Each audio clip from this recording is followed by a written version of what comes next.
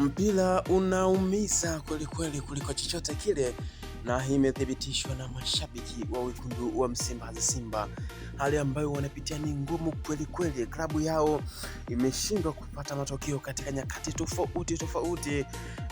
Mechi mbili mfululizo Simba inashindwa kupata matokeo michezo ya ligi kuu ya NBC. Tazama nafasi hiyo, pasi ilipigwa kwenye njia kwa Elim Panzu.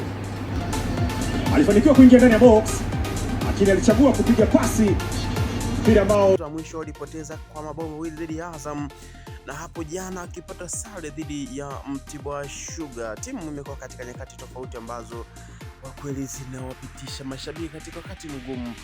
Pengine changamoto ni ipi? Tutasikiliza maoni yako, mpenzi wa Sports Extra. Wengine wakidai wachezaji hawapati stake zao kwa wakati, na wengine wakidai uongozi wa wekundu wa Msimbazi, baadhi ya viongozi hawastahili kabisa kukaa katika management ya klabu hiyo. Wewe una maoni gani, shabiki wa Simba na mdau wa Sports Extra?